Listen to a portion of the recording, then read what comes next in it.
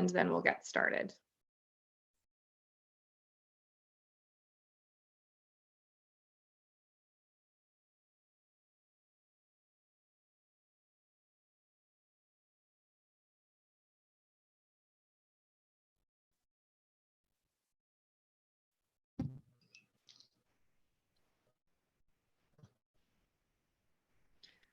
All right, here we go.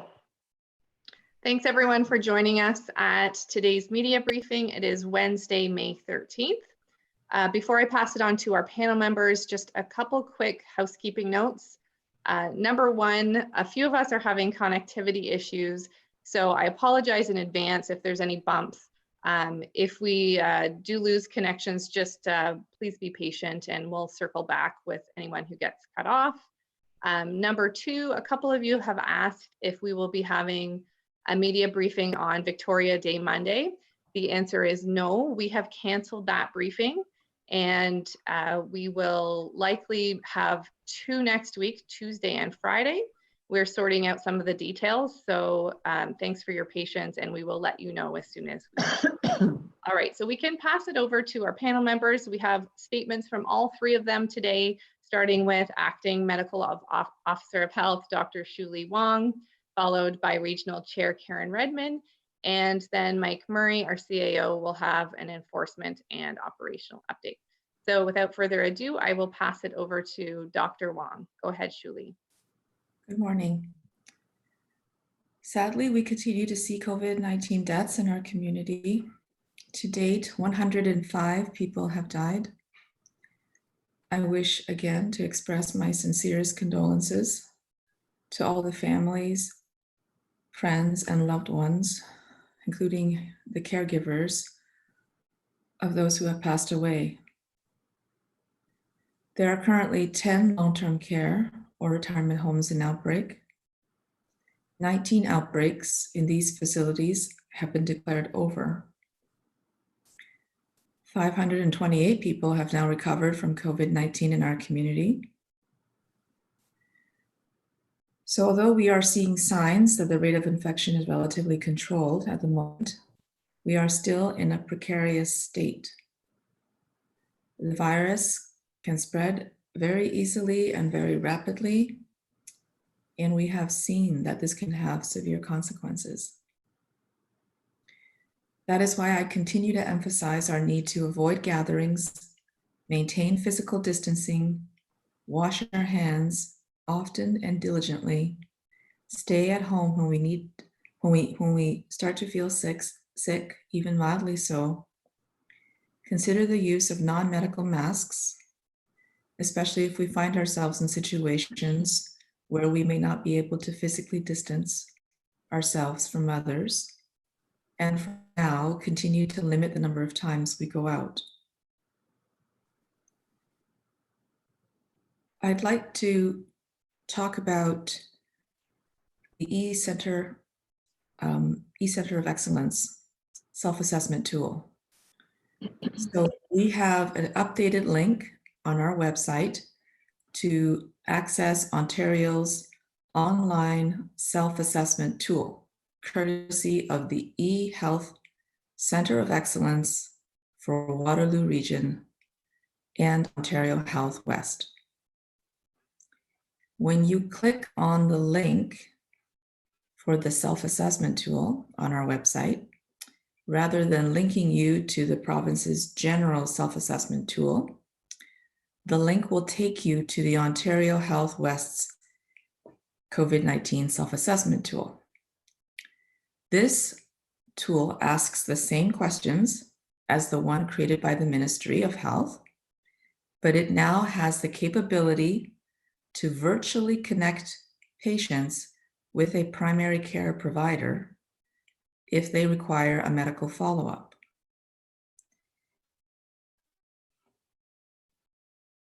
One of the unique qualities of this new assessment tool is the functionality for a group of on-call primary care providers to offer support to patients who need to be virtually assessed in a timely manner. The process is quick, clear, and straightforward. Complete the assessment. If a medical assessment is recommended, you can book a virtual appointment with a doctor If your own doctor is participating, you can book with that doctor. After the virtual appointment, you may be referred to an assessment center. This is great news because this new tool can help residents connect to their own primary care provider if they choose to participate, or for those who don't have a primary care provider or are having difficulty accessing one during this pandemic, to be quickly connected to a primary care provider who can do a virtual assessment as well as a referral for testing. The tool will also allow for further follow-up with patients who are self-monitoring their symptoms at home. I'd like to thank our colleagues at the eHealth Center of Excellence for coordinating the availability of this tool for our region. Thank you very much. Thanks, Dr. Wang. Oh, I'm sorry, I just forgot. I meant to say some closing remarks. There are many aspects of the virus that are unknown to us, but what we do know is the public health measures that I mentioned at the beginning of this briefing are effective. And these measures have slowed the spread of COVID-19 in Waterloo Region. Our path forward remains slow, but moving slowly is ultimately going to be the fastest way. So as Waterloo Region slowly reopens and we continue to practice our new normal of physical distancing, let's continue to work together and let's continue to practice those precautions. Thank you very much. Now I'm done. Thank you. Thanks, Hsiu-Li. Okay, I will pass it on to Karen for her statement. Go ahead, Karen. Thanks, Bethany. It's National Nursing Week, and I sent a message to nurses in our region yesterday on video, but I'd like to take an opportunity to recognize them again. Nursing is a profession of public service and caring, and I want to thank the local nurses for their hard work in our hospitals, our public health unit, our retirement homes, and our long-term care facilities. Thank you for the difference that you're making in Waterloo Region. The Ontario government extended the declaration of emergency yesterday to June 2nd, 2020. This will allow the province to continue enforcing current emergency orders, such as restricting retirement and long-term care home employees from working in more than one facility and prohibiting events and gatherings of more than 5 people.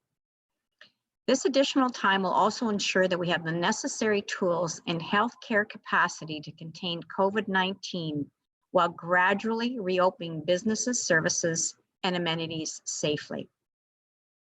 I want to remind residents as we gradually begin to reopen parts of Waterloo Region, we must take a slow and cautious approach. Many of us are excited to see that some businesses and workplaces are beginning to reopen. But as Dr. Wang reminded us, the gains we have seen locally can easily be lost if we're not careful. As restrictions loosen and weather improves, please keep these 3 things in mind. Continue public health measures. Physical distancing, hand washing, and other public health measures must continue even as restrictions are loosened. Take it slow. COVID-19 cases can rise very quickly if we're not careful.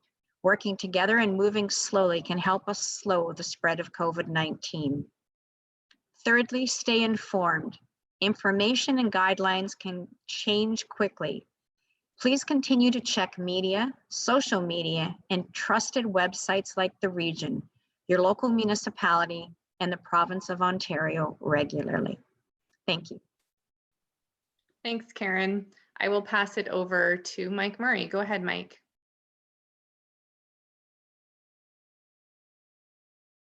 I will unmute myself. Thanks, Bethany. So our weekly update on monitoring compliance enforcement action.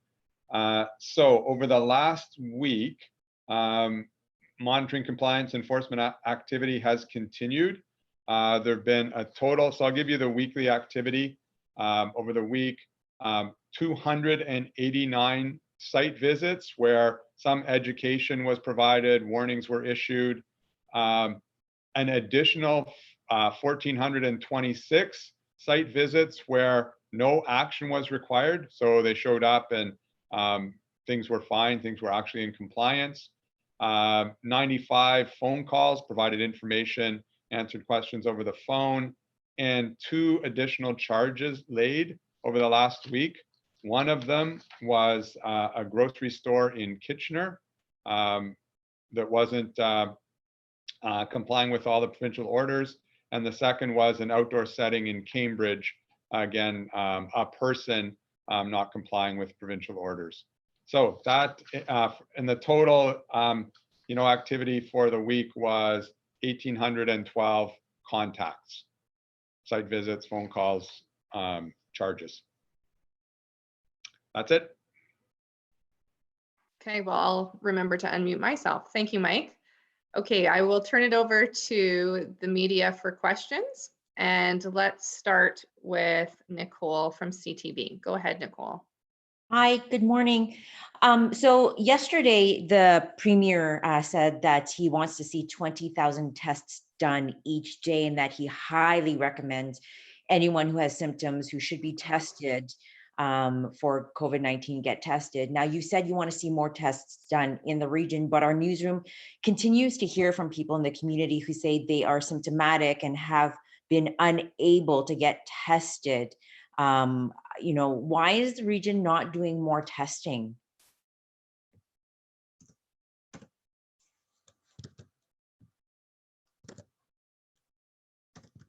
Okay. So,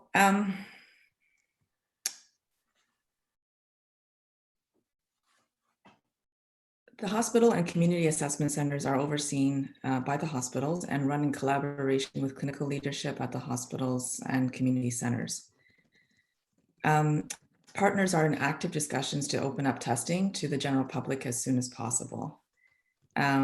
We have had limitations in swab supply and provincial lab testing capability in the earlier stages and have continued to increase testing over time, according to the priority groups, and hope to open up testing, as I mentioned, to the general public soon. We have to be cognizant that while the total number of tests that the provincial lab system can process has expanded rapidly, it is a whole new system built during the pandemic. And we have heard the same concerns about people waiting a long time for their test results, or even their test results having been done because their samples were rerouted from a lab that was over capacity to another lab, and it couldn't be done within the timeframes needed. So that is also an important consideration in terms of we have to be careful to expand testing in a way that is feasible and not beyond what the system, the lab system as a whole, as it's growing very rapidly, can handle. So I hope to be able to announce on behalf of the partners soon on when testing will be available for the general public. So yeah, we definitely just as much as everyone else would like to have testing opened, but we need to do it in a manner that's responsible and ensures that the lab system that is being built as we speak is able to handle the volume so that we don't have the issues that we've encountered to date. I hope that helps. Okay, you've mentioned your clinical partners. They're the 3 hospitals and then the 2, and then the assessment center in Waterloo. Those are the 4 clinical partners that are administering the tests? Yes, there's actually 5 in that there's 2 in Cambridge, but they're both at the same location. One is a community assessment center, one is a hospital assessment center, but they're both located at Cambridge Memorial. So there's technically 5. But yeah, so they are run by the hospitals in collaboration with the clinical leadership at the hospitals, as well as the clinical leadership at the community centers. So the models that are currently in place are based on the models decided upon by the testing partners. And do they each come up with their own testing model, or do they all collaboratively work together so that, you know, they are doing the same sort of testing at each place? Well, for sure, you know, they need to oversee their own clinic first, but they also do speak with the other partners, and we speak with them regularly. And you know, they are working very hard to try to expand capacity, and we hope to be able to do that soon. Okay. Is it possible we could see a surge in cases since we're not testing the general public? Well, you know, we have expanded testing in the weeks that have passed. We've expanded more and more groups, and we've seen our cases remain relatively flat or controlled, those cases that are not associated with a facility outbreak. And in fact, some of those community cases that, you know, are on our dashboard are also linked to the Conestoga Meats outbreak. So that's also contributed a bit to our numbers there. But as testing has gone up in terms of the availability of testing to a wider population, and as testing numbers have gone up, our cases outside of the facility outbreaks have remained relatively level. So I know with the indications that we have to date, this is what we're seeing. We're seeing it's relatively controlled. If there was a lot of community transmission, we would, and usually when that happens, it will escalate quickly. When that happens, you'll see a significant rise in hospitalizations follow, as well as a significant rise in deaths. And we've seen that elsewhere as well. That can happen very rapidly. So we've not seen those signs either. You know, you talked about outbreaks, and it appears that the one at Forest Heights has stabilized because we have not seen new cases there over the past couple of days. How long do you think it will be before that outbreak could be declared over? It's too early to speculate now, but I'm definitely happy to see that the situation appears to have stabilized in the recent past. So we're going to be continually monitoring that. We are continuing to be in close contact with them. Okay, and one last question is for Mr. Murray. Are you able to say what grocery store was charged in the last week?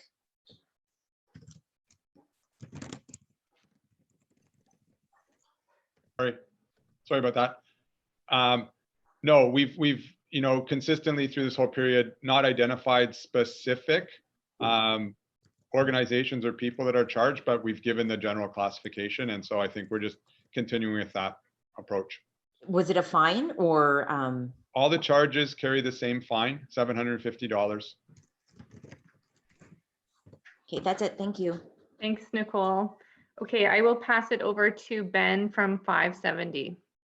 Good morning. Hope you're all well. Hi, Ben. This is a follow-up to Nicole's question for Dr. Wang. Are we still filling our lab capacity? I would say that we are definitely, you know, doing tests to the extent that the current on-the-ground lab capacity can handle. Because there's a difference between what's said at the provincial teleconferences about, oh, we have all this testing capacity, all these tests we could do in a day, and the actual reality of the ground, you know, in terms of the labs in the system, which are working really, really hard to increase their capacity. There's a limit to what they can sustain at any one time. So we have been sending in lots and lots and lots of samples.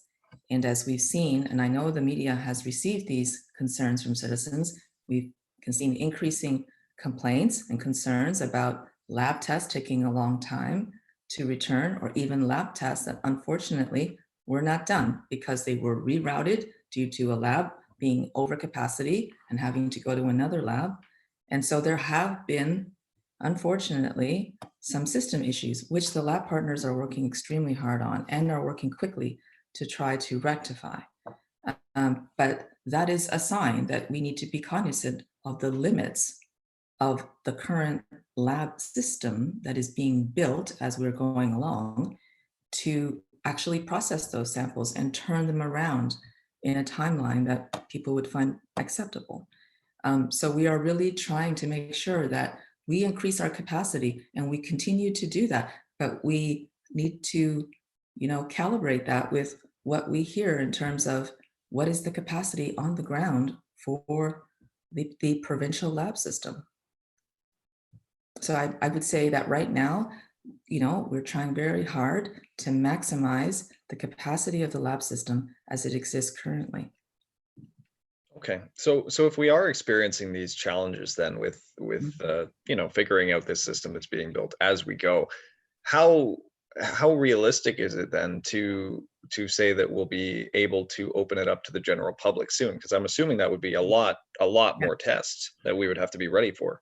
No, that's a very good question, Ben. So in the last few weeks, the province put out a directive to do one-time whole home, that means the entire home, testing of long-term care homes. So that has created a very significant increase in the number of samples that are being sent in through all areas into the lab system. So that is coming to a close. And so that's going to be, winding down after this week. And so the lab system capacity should be able to be improved after that. That's okay, that's actually the key reason why right now we're not able to expand right now. Okay, thank you. Thanks, Ben. Okay, I will pass it on to Damon from the Woolwich Observer. Go ahead, Damon. Can you hear me, Damon? Yeah. Good morning. My first question is for Mike Murray. With golf courses and marinas expected to open this weekend as early as Saturday, how will this region be working with them to ensure social distancing measures are being put in place? And then maybe a second part for Dr. Wang, what are these new guidelines that they will have to follow?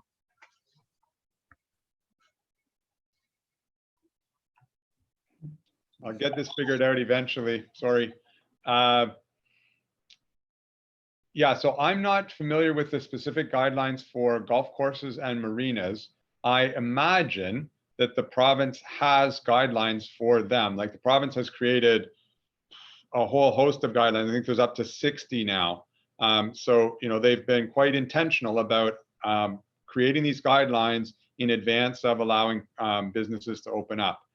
So those guidelines will be in place. And, I talked about the monitoring and enforcement that's going on. So, just to reiterate, we've got local bylaw enforcement, regional bylaw enforcement, public health inspectors, and Waterloo Region Police. We've got our call center, where people can call and do call with concerns and complaints. So all of those monitoring, enforcement, compliance activity, that will continue. It'll continue over the course of the weekend and on into subsequent weeks. And so they'll be monitoring for compliance with the emergency orders, which continue in place until they're lifted. Emergency orders around limiting gatherings, the guideline around physical distancing. So they'll continue to monitor compliance with the provincial orders and the guidelines.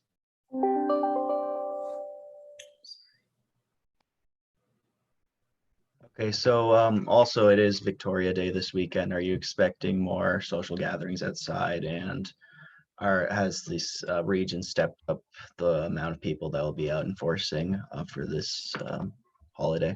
Yep. So yeah, and we've been through holiday weekends before. We were through Easter weekend, and so yeah, we'll have, again, between all of those groups, there'll be lots of monitoring and enforcement activity out on the streets.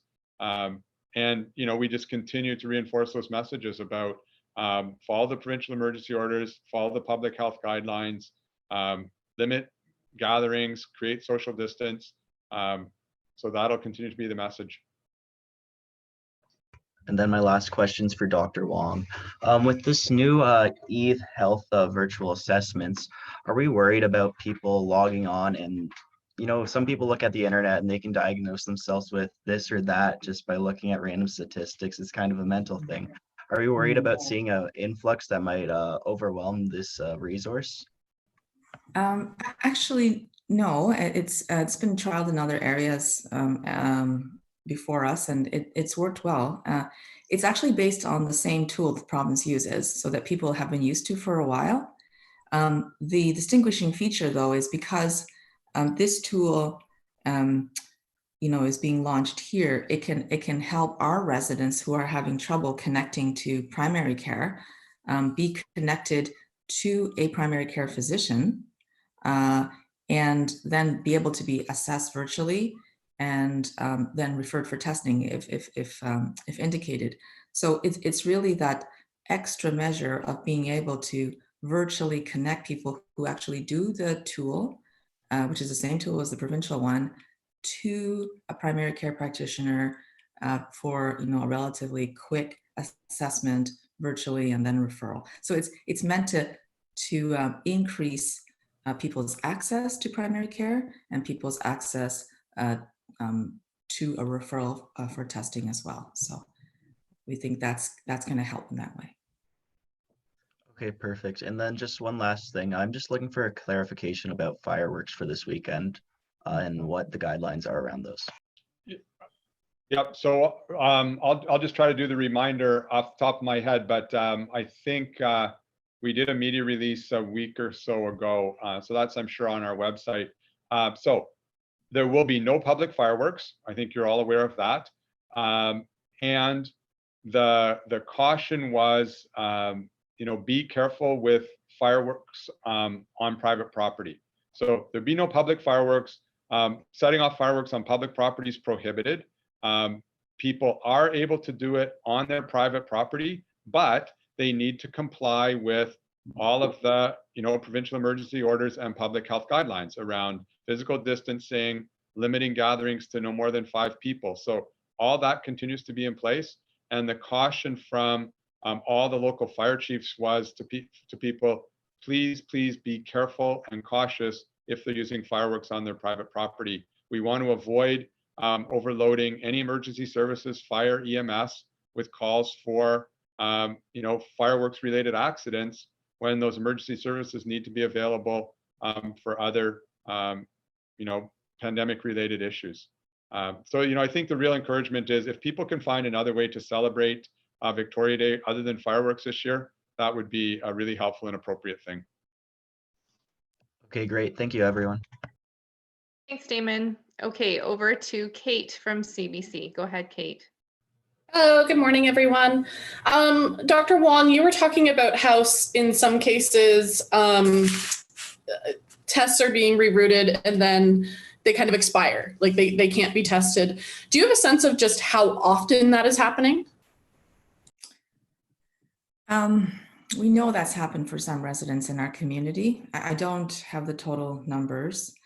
It would be our testing partners that would, unfortunately get that outcome and then have to tell their patients, which is, it's very distressing for the patients and it's very difficult for them. But, I hear about it because obviously that's really distressing for them. And so they're concerned and so we hear about those. What we do know, though, is that every time we hear about those, we escalate them up to the province. And, they have been as responsive as they can. And they are working all the time to try to address these issues as they hear about it. What I've seen from the lab partners is they're working really hard to address these issues. So it's my hope that, we don't have these kinds of issues going forward. But, every time you grow a system that rapidly, you're going to have these issues. And so unfortunately, that's happened to some of our residents. We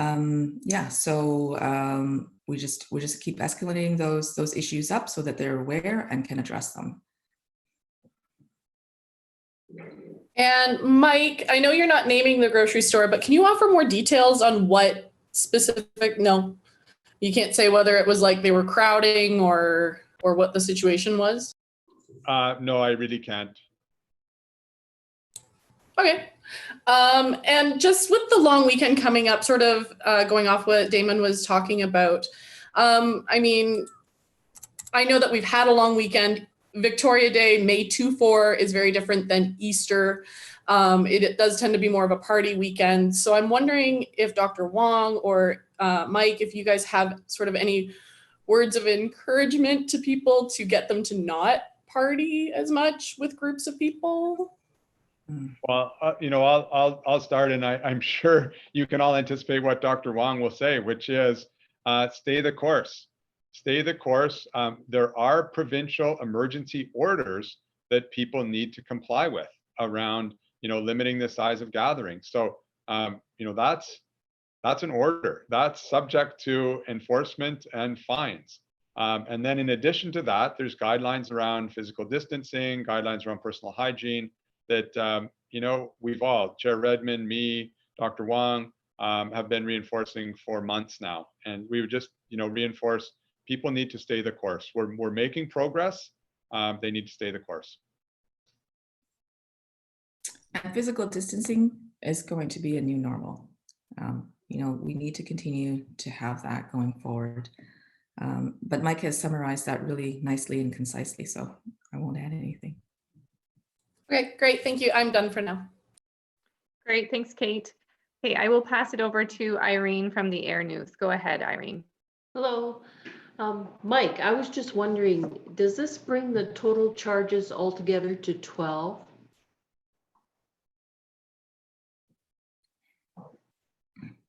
Excellent math, Irene. Yes, the total number of charges is 12. Okay, great. And they've all been charged $750?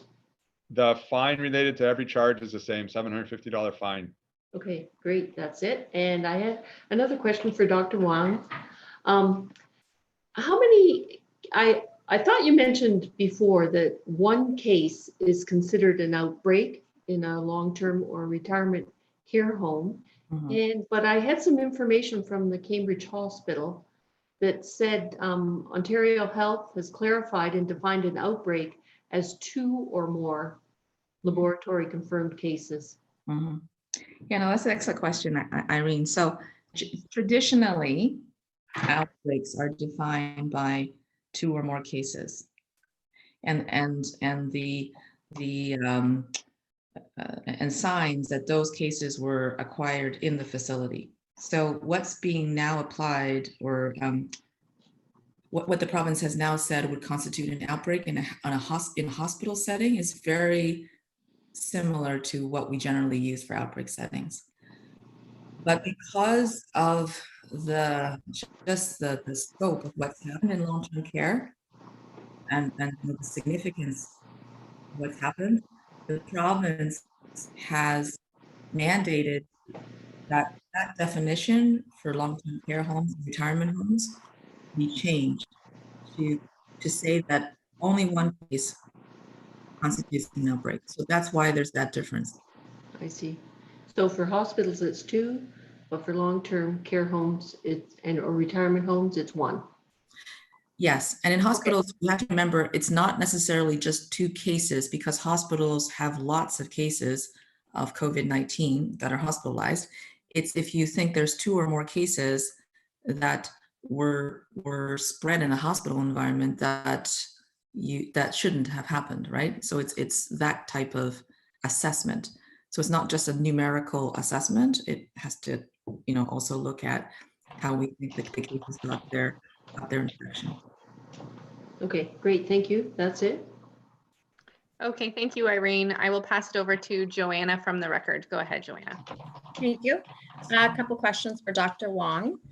Regarding the outbreak at Westville, one of my colleagues was speaking with a family member who said that testing wasn't going to start until this afternoon, and I just wanted to see if that was correct, and then wonder why, if the outbreak was declared on Friday, why has it taken so long? Sure. So whenever there's an outbreak, there is ministry guidance on who needs to be tested as a priority in order to control the outbreak. So there's usually there's usually a select group of staff and residents who would be detected for the purposes of outbreak management. And that is always the case. Like whenever there's an outbreak, you do an assessment. It's a very individual situational assessment, and you identify the people that need to be tested, and it's usually a select group. So we always work with the homes to test those people first. It can be a small group. Then layered on top of that, the province directed that for all long-term care homes, they wanted a one-time whole home testing, point in time, whole home testing. It's not for the purposes of outbreak management, but it's for the purposes of just doing a test on everybody in every home once. So when we have a home in outbreak, what we'll do is we'll start with what's most important, which is testing those people that are important from an outbreak management perspective. And then we will usually subsequently follow that up with an offer to test everyone else in the home as part of that provincial directive. That directive actually only includes long-term care homes. But in Waterloo region, we have gone beyond that. And for homes like West Hill, which is a retirement home, we have also offered for those homes in outbreak, whole home testing. So that's arranged as a subsequent step because it's for a different purpose. And so my understanding is, yes, it was the whole home testing for the remainder of the residents was to begin yesterday. But I can understand people being confused because they'll hear commentary like, you know, from the province, everyone needs to be tested, and they'll think it's everyone needs to be tested for outbreak purposes. But we still have to, on the ground, proceed according to, you know, what's most needed most early. And that would be testing for the purposes of outbreak management, and then subsequently expanding in those homes for all home testing. And we're doing more than what's required because we're also including retirement homes that are in outbreak. So the testing of the select group, those would be like residents and staff members who would have been in contact with the positive case? Mm-hmm. That we would have judged, yes, would have been in contact. That's correct. That's a good way to simplify it. Yeah. All right. And just about the tool that you mentioned, that was developed locally then by the eHealth Center of Excellence? It was, I believe, developed by people from Ontario Health West, but I know that the eHealth Center of Excellence has been coordinating this and adapting this, you know, for regions in Ontario Health West. And so, yeah, if you're asking who to ask questions about this tool to, I would go to the eHealth Center of Excellence.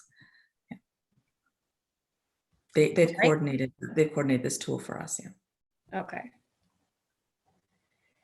And just wondering, why is Waterloo region particularly hard hit when it comes to the number of cases and the number of deaths compared to other regions in Ontario? Like we're a relatively young population, yet we're seeing far greater numbers than most other regions. Yeah, sorry about that noise. So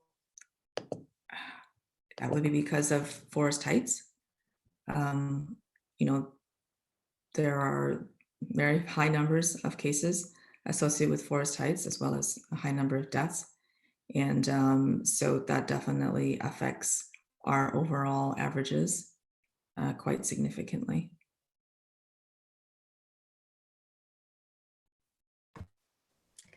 So I guess generally then people in the community shouldn't be especially concerned that we seem to have far greater numbers. Yeah, because if you look at the number of the percentage of deaths, for example,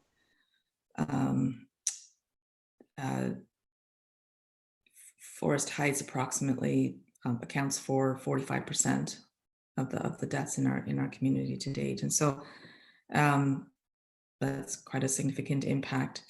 No, I would say, it is a very unusual case, and therefore, and because it's very significant, it obviously affects our numbers.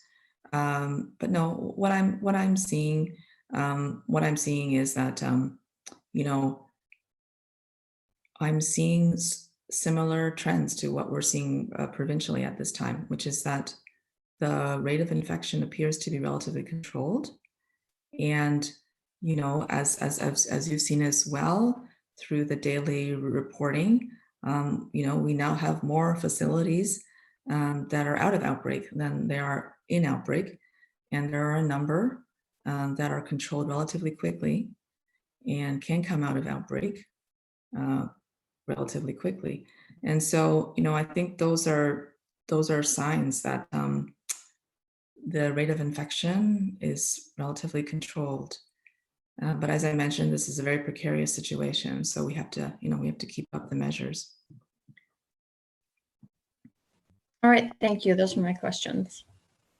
Thanks, Joanna. And I think we are on to last but not least, Kevin from Global. Go ahead, Kevin. I think all my questions have been answered. Thank you. Okay, great. I will give a final call. Have I missed anyone, or are there any follow-up questions? I see Nicole. Go ahead, Nicole.